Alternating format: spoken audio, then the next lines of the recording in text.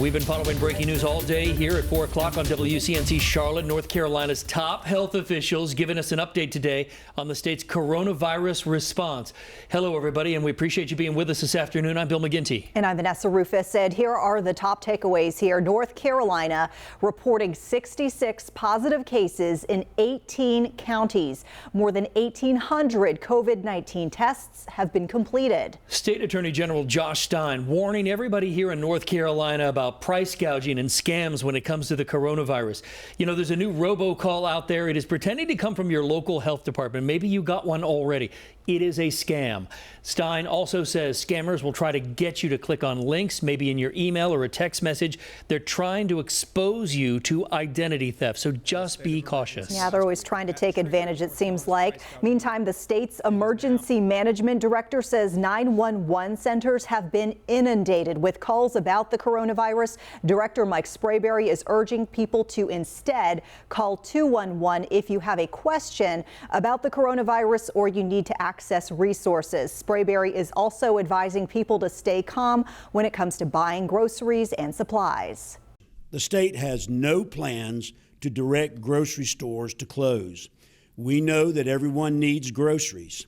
The supply chain to our grocers remains strong, and stores are getting regular deliveries and restocking. Please resist the urge to stockpile food or engage in panic buying. North Carolina officials say there is no plan right now to extend school closures past March 31st. And this afternoon, President Trump and the White House Corona Task Force also gave a daily update. Now, the president says FEMA has been activated in every region of our country. Foreclosures and evictions have now been suspended until the end of April. The Treasury has proposed sending $500 billion worth of checks to Americans, and we certainly will have more on that White House briefing in just a minute. First, though, we want to bring the focus back to the Carolinas. Take a look at your screen here. There are 66 confirmed cases, as we told you. That's just here in North Carolina, and 47 in South Carolina. Mecklenburg County now sits at 14 confirmed cases, which means we are inching closer to a quarantine here locally. Yeah, joining us live now is WCNC Charlotte's Tanya Mendez. So, Tanya, what does this mean for us here?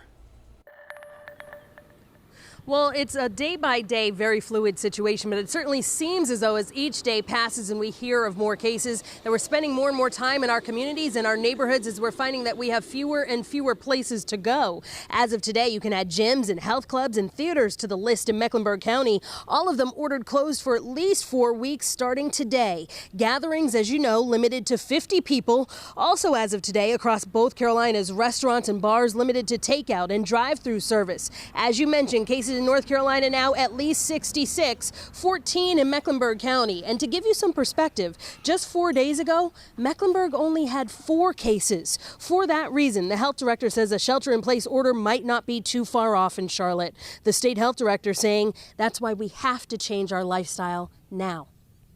Changes that we're making in our daily lives are hard. I think we need to acknowledge that this is really hard. Social interaction is what makes us human. Meanwhile, price gouging laws are in effect across the Carolinas. We learned today that so far there have been 136 complaints in North Carolina for attempted or alleged price gouging. The Attorney General says the #1 complaint, groceries, followed by hand sanitizer. Reporting live, I'm Tanya Mendez, WCNC Charlotte. Yeah, the State Attorney General's office is looking into a lot of that, Tanya. Thank you. And meantime, Bill, students at UNC Charlotte were busy packing up and moving out today. This after the school announced Tuesday that all on-campus students are required to leave the residence halls by the end of the day Friday. WCNC Charlotte's Ashley Daly has been on campus speaking with some students today. And Ashley, lots of parents on campus helping to move their kids out. Well, the university is eerily quiet, but here near this cluster of dorms, it's been incredibly busy. The university says they gave students the option to only take essential belongings, but many families we've been speaking to today say they're moving everything out, saying they're not sure when they might get back in.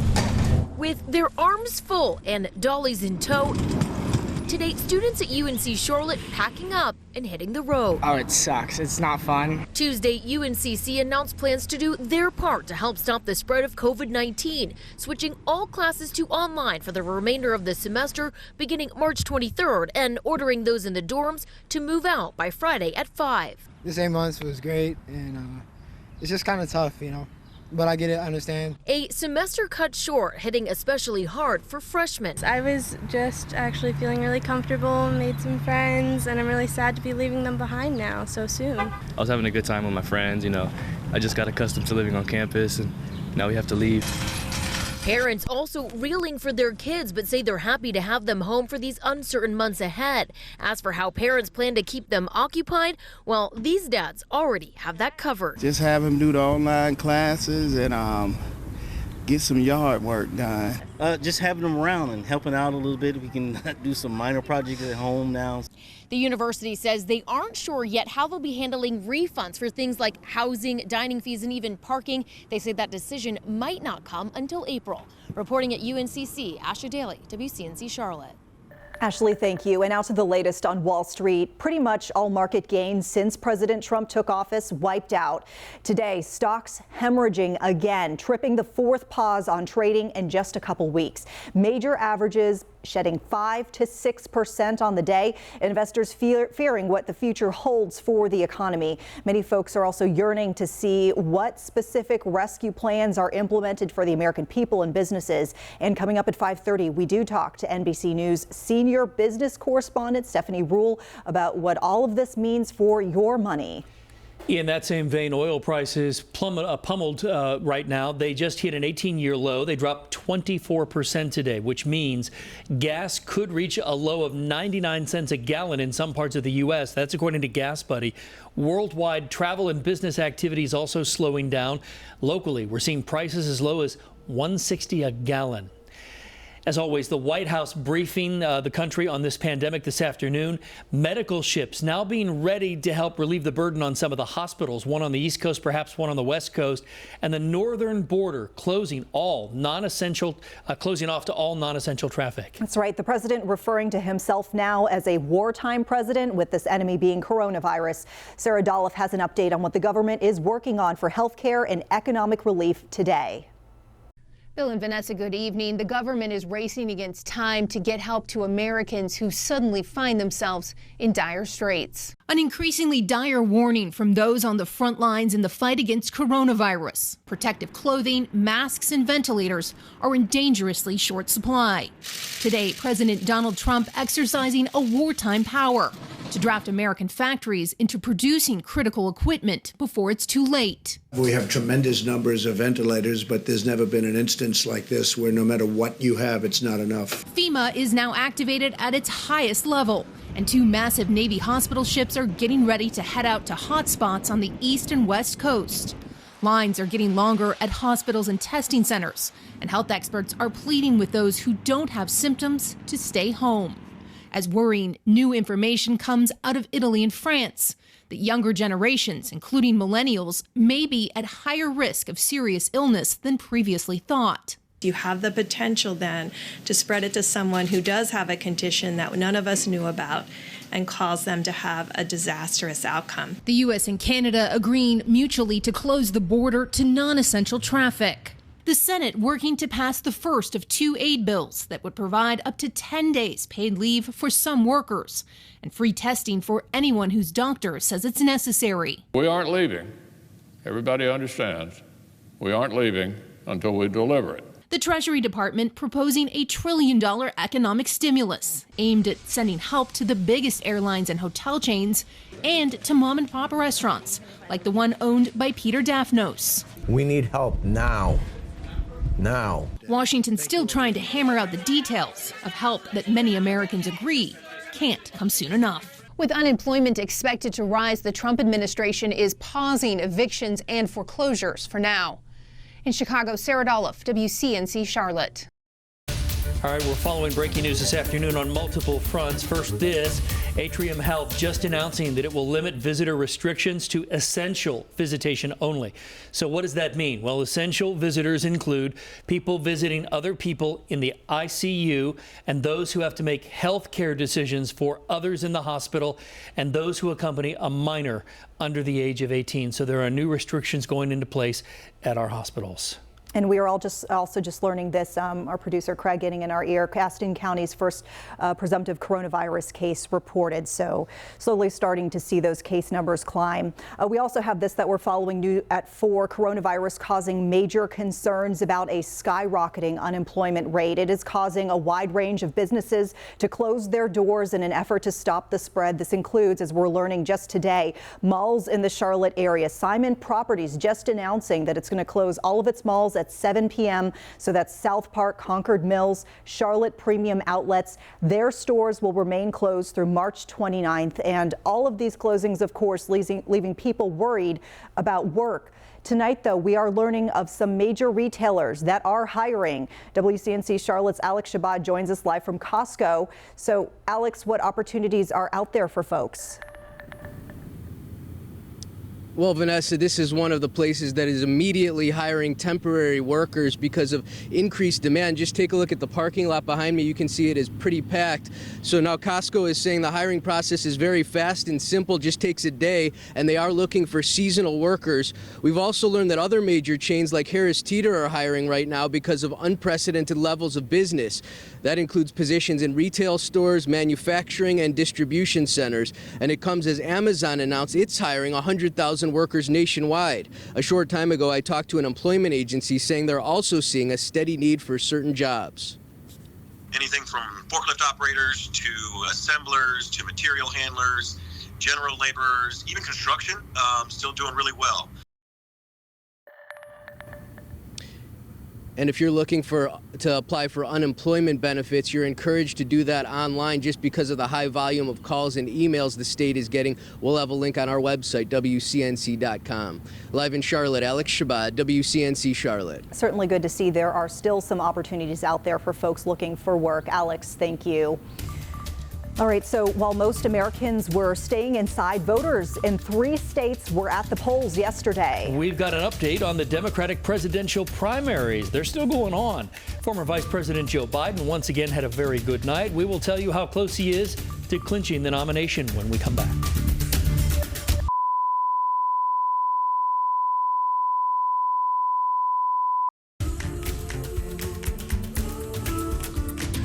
An update on the breaking news we told you about this morning. One person dead after being shot while being treated in the back of an ambulance in South Charlotte this morning. Medics responded to somebody complaining about shortness of breath. Well, after being at a gathering of 6 people, this is where it was. 34-year-old Jeremy Whitted was inside of an ambulance when he asked if a friend could come with him. Medics explained that was against protocol. A short time later, somebody came out and then shot at the ambulance. Jeremy was hit multiple times and died at the scene. So the patient in the ambulance died at the scene. The 2 paramedics inside the ambulance were not hurt. The suspect is identified as 32-year-old Prentice Bess. He is in custody and charged now with murder. And switching gears right now, even amid the coronavirus crisis, there are some elections still going on. We're talking about Florida, Arizona, Illinois. They went to the polls yesterday, and former VP Joe Biden took all 3 states. Senator Bernie Sanders now reassessing his campaign. And Alice Barr is taking a look at the presidential race landscape today. Bernie Sanders facing a very big decision after 3 more withering losses. Speaking from the Capitol today before a Senate vote on an emergency coronavirus bill. Anybody who suggests that at this point we're ending our campaign is not telling the truth. A spokesman saying today that with the next primary at least 3 weeks away, Senator Sanders will be speaking with supporters to assess his campaign. Joe Biden now ahead by a commanding 315 pledged delegates, as NBC News projects big wins in yesterday's contests in Florida, Illinois, and Arizona. Biden appealing directly to Sanders supporters. I hear you. I know what's at stake. ballots were cautiously cast and carefully counted amid the coronavirus pandemic. Many voters and poll workers staying home out of concern over the virus. Ohio's governor chose to delay that state's primary against a judge's ruling. The head of the Democratic National Committee urging all states to hold mail-in voting for the next contests. There are ways to hold elections so that we don't put people in harm's way.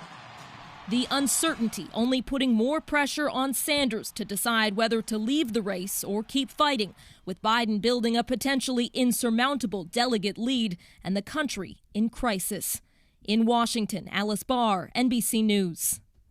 Alice, thank you. And with that, we do want to check in with Chris Mulcahy, who's standing by here with a look at some of our forecast. It's pretty warm out there. We got some rain coming.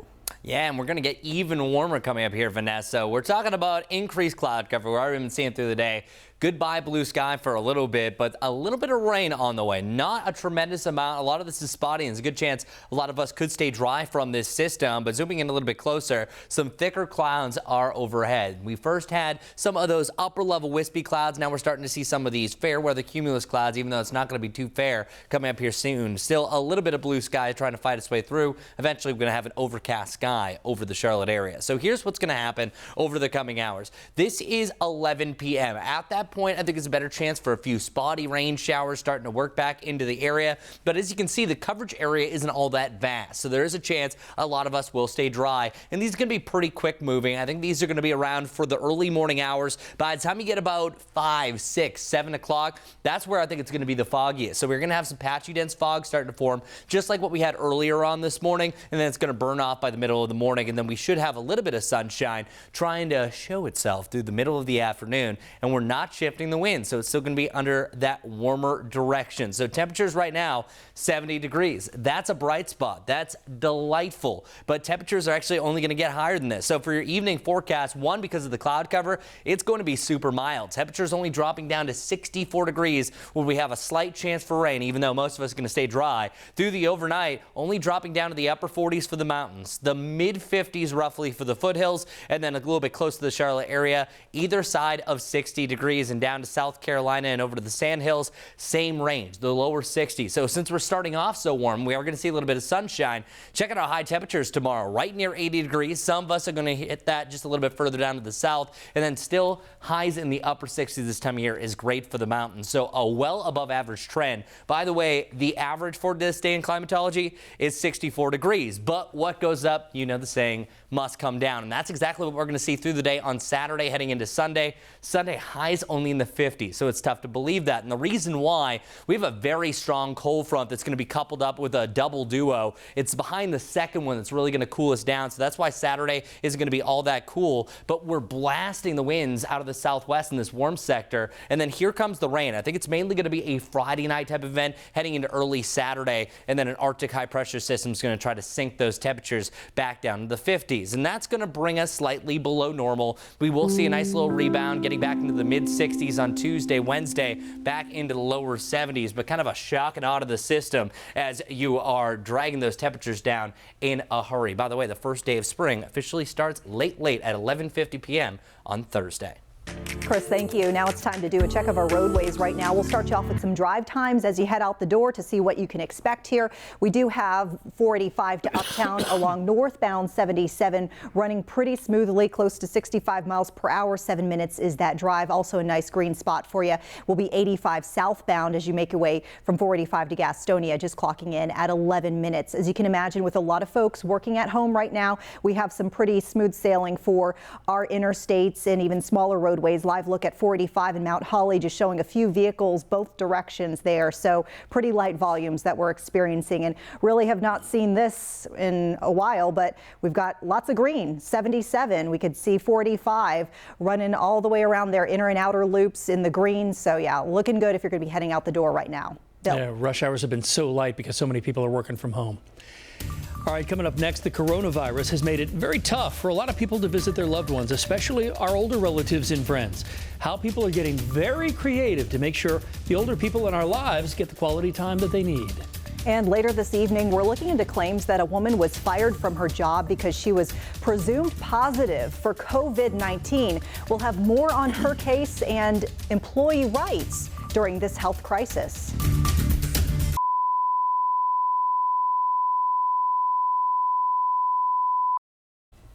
Well, you can still travel and get outside during this period of what we're all calling self-isolation, and you don't have to leave your couch to do it. Google Arts and Culture teamed up with 5 national parks to give you a chance to tour the national parks virtually.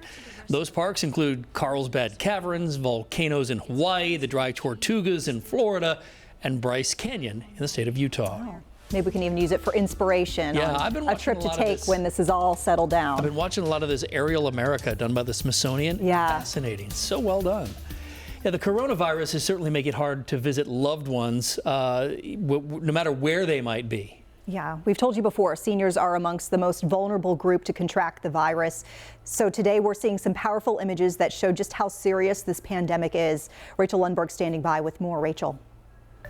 Sometimes you just need a little positivity, right? An inspiring, uplifting story, maybe now more than ever. I've got a couple for you. First, this is Carly. She's a nursing student. She went to visit her grandfather just west of Wilmington to let him know that she got engaged. Of course, she can't be in the building with him right now, but went to see him, and through the glass there, they touched hands. I absolutely love that one. Here's another one, kind of similar with that wall dividing them there.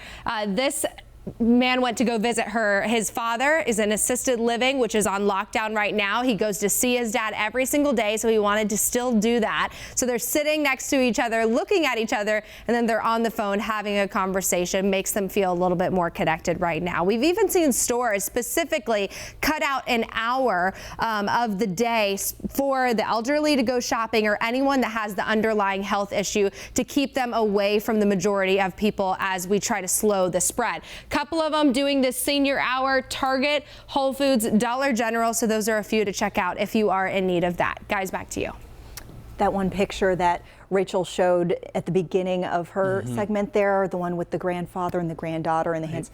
I saw that the other day, and I had the most horrific cry about that, to be honest. It just breaks my heart. It's really sweet, but it also just breaks my heart to see the isolation right now. Powerful images can evoke powerful emotions, for sure. So important that we try to stay in touch right now. Yeah.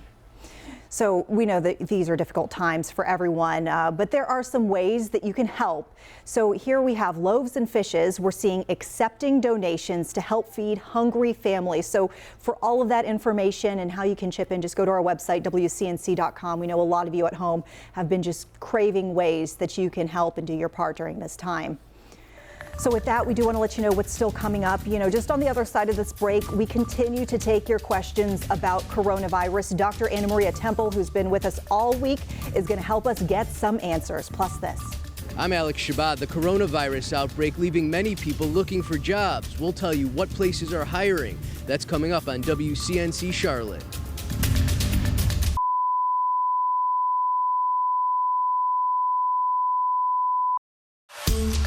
Good afternoon, everyone. Thank you for joining us for the news at 4:30. I'm Vanessa Ruffes. And I'm Bill McGinty. We are committed to sharing the facts and not the fear about the coronavirus. You know, with all the uncertainty going on around us, we know that a lot of you have questions about the virus and how it's going to impact all of our families. That's right. So Dr. Anna Maria Temple joining us live now to get some answers. We appreciate you. First of all, you've been with us all week, so thank you for joining us once again. We do want to start off with this first question. Somebody at home wants to know, is the coronavirus airborne, or could it become airborne? We don't, I mean, it is in the respiratory droplets. So you have to cough, sneeze it out into saliva and spit, and it lands on the next person or on solid surfaces. It doesn't just randomly travel. There is some evidence it may sit in the air, so it's aerosolized for maybe an hour or so. That's still really hard to prove, but they're working on that. But it's not airborne that you're sitting here and then is just going to move across 6 feet of space just randomly. You actually have to like cough it onto somebody. Got it. All right, doctor, second question here. A lot of people are wearing gloves. They think that'll help. What kind of gloves would be most helpful? And I'm assuming that these would just be throwaway, disposable, right? So yeah, it would have to be disposable, but the key thing is you're not touching your face with those gloves, and because that's the problem. The problem is you were touching surfaces, so they're trying to protect themselves by putting gloves on so you don't have to wash your hands a million times, and I get that, but the issue is that you're using gloves, and if you're still doing this to your face with the gloves, that defeats the whole purpose. All right, very good point.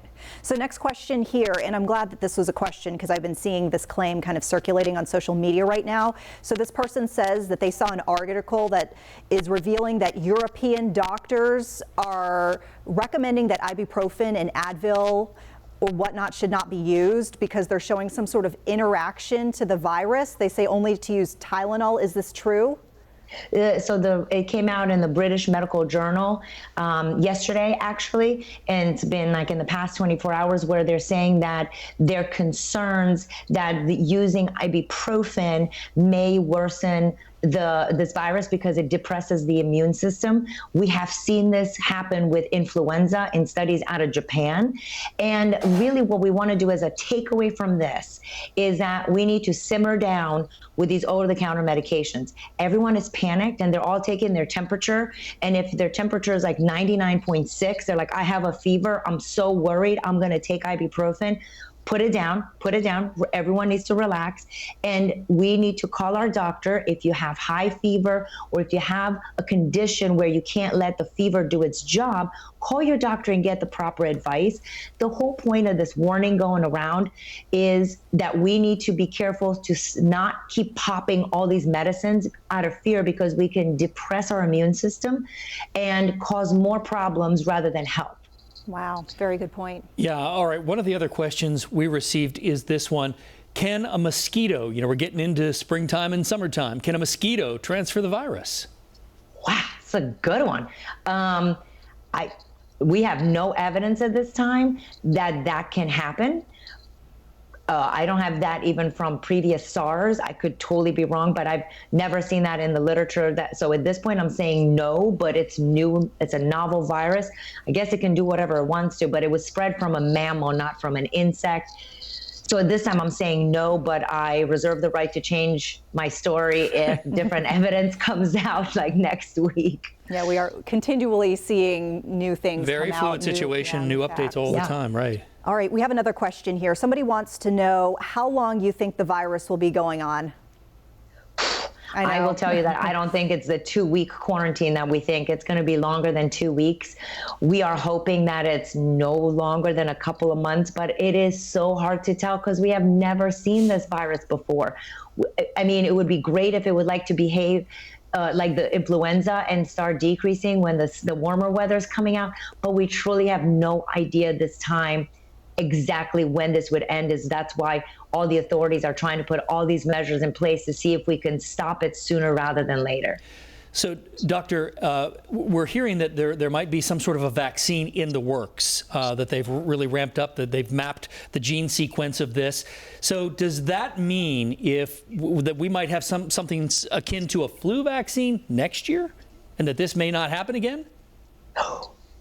Well, vaccines are so hard, and I am not a vaccine maker, but they've tried it with previous infectious diseases and like between Lyme disease and other SARS viruses and whatever, and not all of them are successful. And I am not very hopeful, but again, I'm not a vaccine maker, so please take my advice with a grain of salt.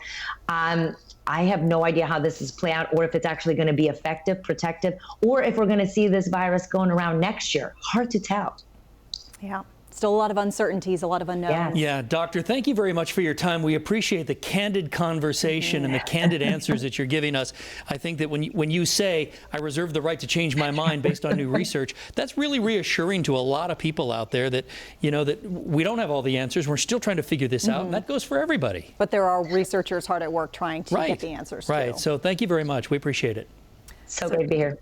Thank you, Dr. Temple. And we do want to mention, too, at home, we appreciate all the questions. And if you want to keep them coming, we'll continue to get some answers for you. So we had thrown up that number there on your screen, 704-329-3600.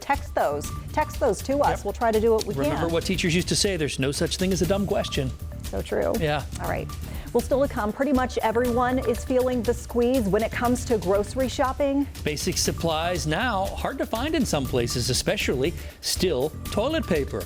We're going to tell you how much is too much when it comes to stocking up on essentials. And school is out. CMS bus drivers are still being asked to work to clean their buses. So we're going to hear from drivers who are worried about their health and safety. I'm Brandon Goldner. Coming up next, how restaurants are getting creative amid the COVID-19 restrictions.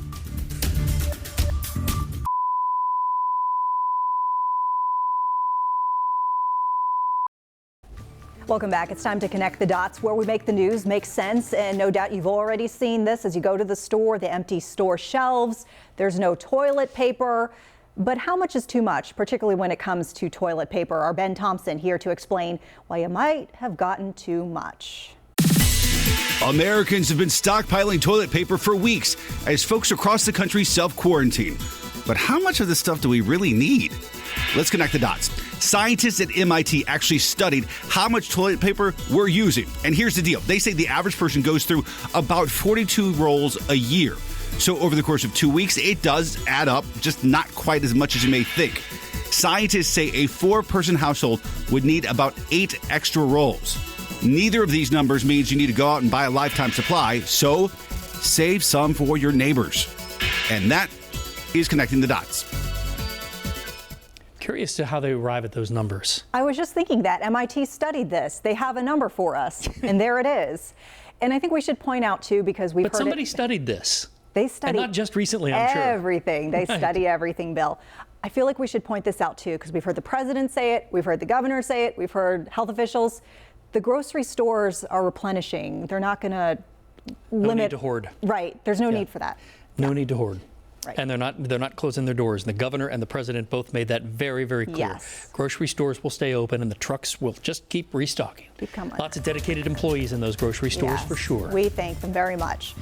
All right, still to come on WCNC Charlotte. We know the kids are out of school, but school bus drivers are still reporting to work. And some say that they're sitting around for no reason. How this could pose a risk to their safety amid coronavirus. Get ready for a big warm up, but also a big cool down. I'm blocking it. Check it out to end the weekend. Temperatures back down into the 50s from 80 degrees to 50 degrees. I'll have the twists and turns Mother Nature has planned for you coming up.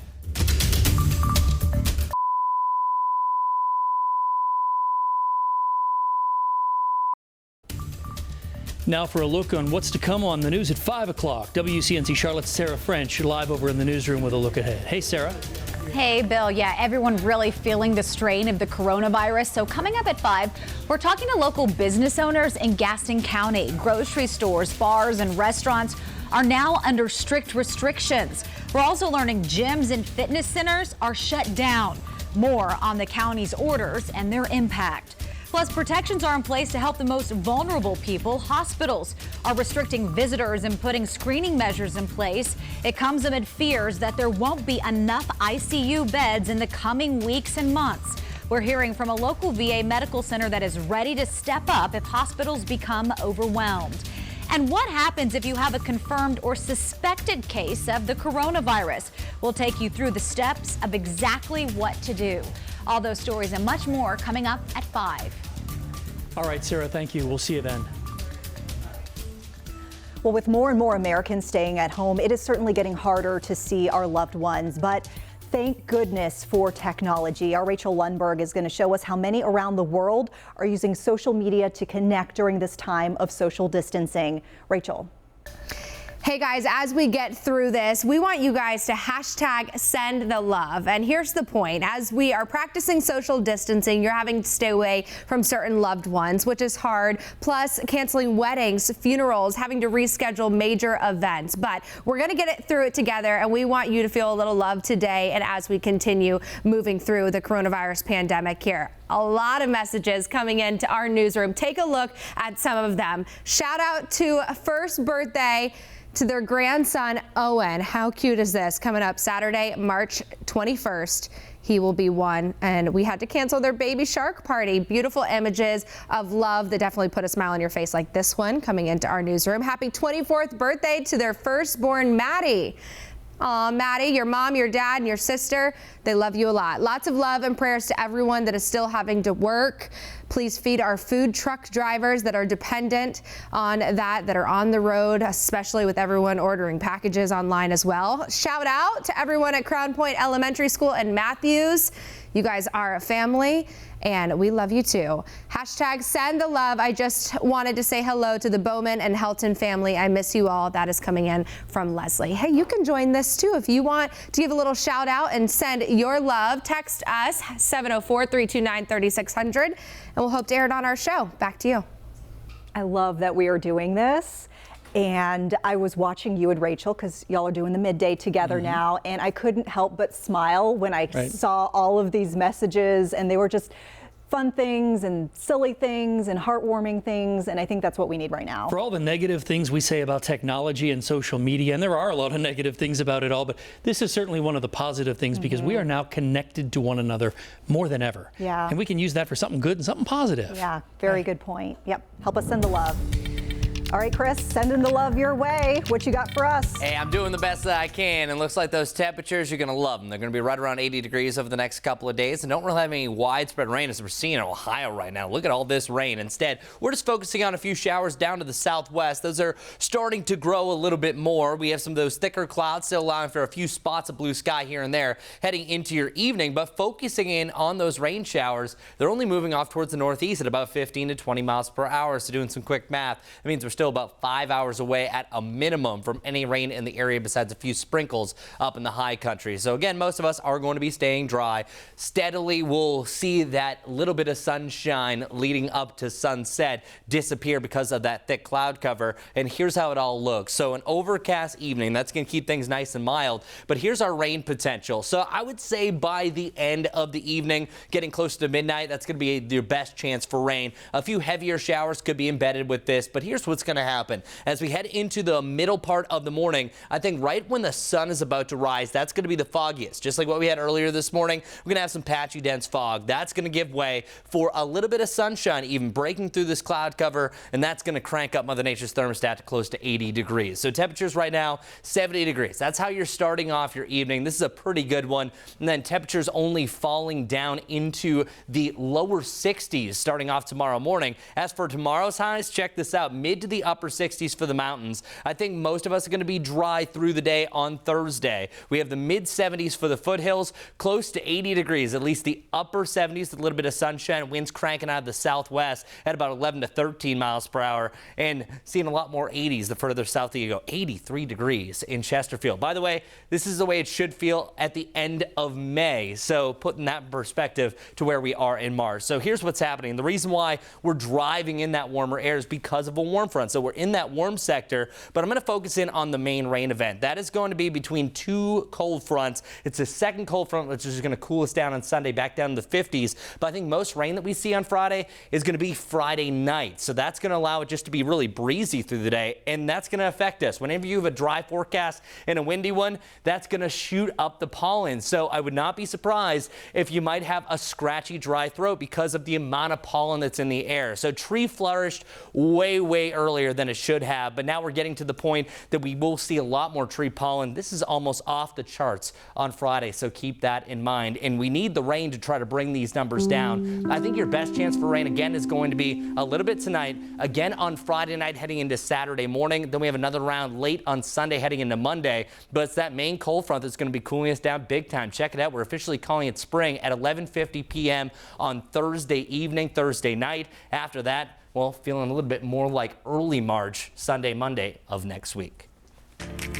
Thank you so much, Chris. And back to our road conditions. As we mentioned in the last report, it has been super quiet out the door, and we know that a lot of you are working at home, so that is certainly contributing to all this green that we're seeing. Wide look at the map, lots of green out on those majors. We are going to focus in here to see what the closer up picture looks like, particularly for uptown. We see really not a lot of pocket of red or orange or yellow. We do see just a little bit here and there, but mostly by and large, we're encountering great speeds for those roadways as you head out the door. Even for our usual trouble spots, which is usually this time of day, 485 kind of passing around that Pineville, Ballantyne area. That's totally up to speed in the green. So enjoy if you're going to be heading out the door. Quick update here for your drive times. Still no changes for 85 southbound. That's going to be in the green as you head towards Gastonia. And for those folks who are taking 77 south, Huntersville to 485 clocking in at a nice and easy 3-minute ride. Bill.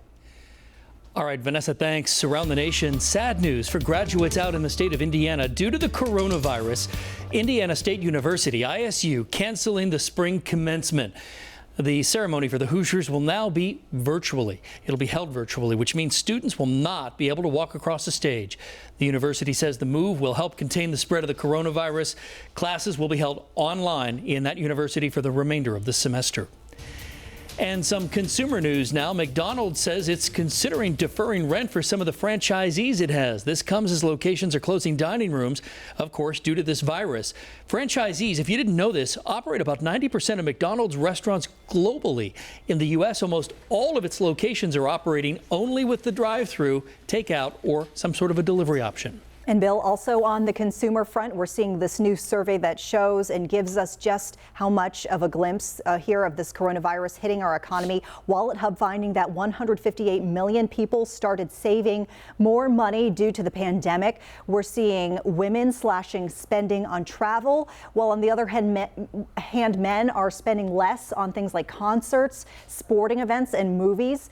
94 million Americans have canceled or will cancel travel plans. All right, next on WCNC Charlotte, bus drivers in Mecklenburg County now concerned about their safety. So we're talking about this more after the break, why drivers say their safety is at risk after being told they still have to come to work. Lexi Wilson has that story when we return.